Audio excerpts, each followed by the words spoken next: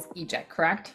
Yes. Yeah, so I'm curious with E-Jet, where do you see the biggest opportunity at the moment? Is there demand coming from one specific sector or is it from the end customer? I'm curious as to where you're seeing that pull right now.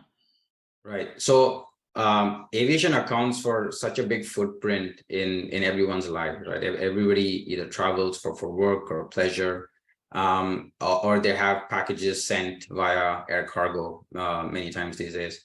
So the demand is coming from everywhere. That's the answer. It's primarily from the airlines that are actually burning the fuel. So they have scope 1 emissions that they would like to really focus on, and they have a whole decarbonization plan and sustainability roadmap.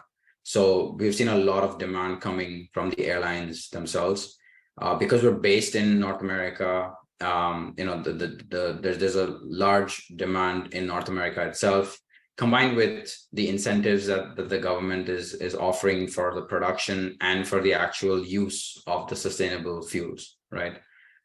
In addition to that, there's a huge demand coming from the corporate sector. So airlines obviously burn the fuel, but there are corporate customers that use a lot of these airlines quite often for their business travels. And these corporate customers have what we call scope 3 emissions. So their demand is what's causing the airline to actually fly more, right? So the corporations have actually decided that they want to decarbonize and they want to have some sort of a sustainability play. And this is part of their ESG roadmap, essentially. So what they're doing is they're taking on a lot of these premiums that the airlines would normally pay, right? And the corporate customers are essentially buying the attributes of the fuel from us directly, so that they can then use those as carbon offsets, right? So essentially emissions that they would normally cause are being offset because of the sustainable fuel that they're purchasing from us. So in a nutshell, we're seeing demand from so many places.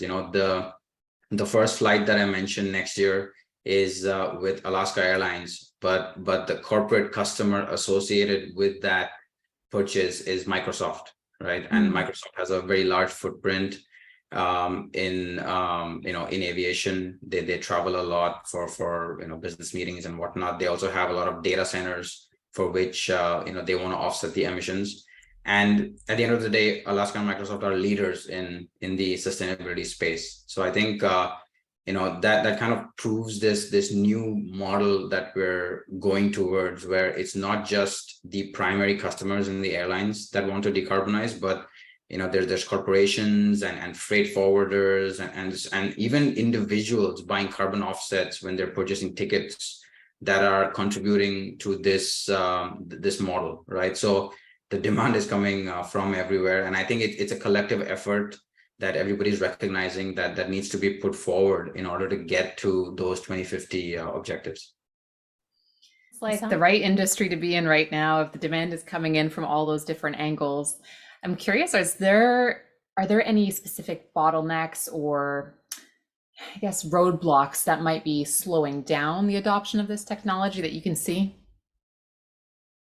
Yeah, so I think the biggest roadblock until now actually has been the cost itself, right? Any new technology, especially in the chemical/oil and gas sector, requires a very large capital investment, right? And one of my best go-to lines is, we're in a space where we are taking one of the most capital intensive endeavors, and we have combined it with a customer that has the lowest margin in any industry, in any sector, right? Yeah. So that has been the biggest gap. How do we take this cost and then somehow apply it to the customers that really cannot absorb any kind of volatility or cost, right?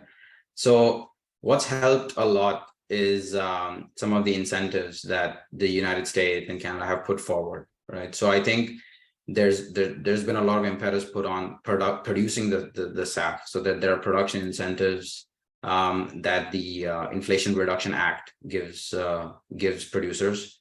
There's also a lot of low carbon fuel standards that states and provinces have put forward. So if you're actually burning the fuel in a specific state, you get and obviously if the fuel is sustainable, you get a certain kind of incentive for that as well. So I think that economic gap that we had seen for the last decade or so is starting to be bridged because of these amazing incentives and projects that the government is putting out there.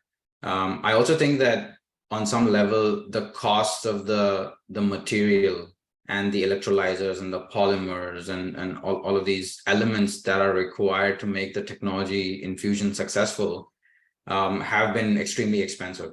But over the last, let's say, 5 or 6 years, the cost of these elements and these material has significantly reduced as well. Mm-hmm. So that has been a major roadblock in the industry in general. And we're starting to see that being resolved through these initiatives, right? And obviously different governments and different territories are going to have a different approach to this. So I know in Europe, there's more of a taxation approach, right? Where they're mandating the airlines to use sustainable aviation fuels by 2030, for example. Whereas in the United States, it's more of a carrot approach where they're actually providing incentives if these are used. So I think these are helping tremendously. What's also helping is that one of the roadblocks has been just the absorption of the cost. And I think a lot of the corporations, like I mentioned, coming forward with their ESG initiatives and making sure that they contribute to the economics of this entire model has helped a lot. So that has been a big roadblock until now, where it's been a very singular model that the fuel is produced and then the airline pays for the fuel and then actually burns the fuel. Now that model is changing into the actual scope 3 users in the corporations and the individuals flying actually contributing to the gap in the cost itself.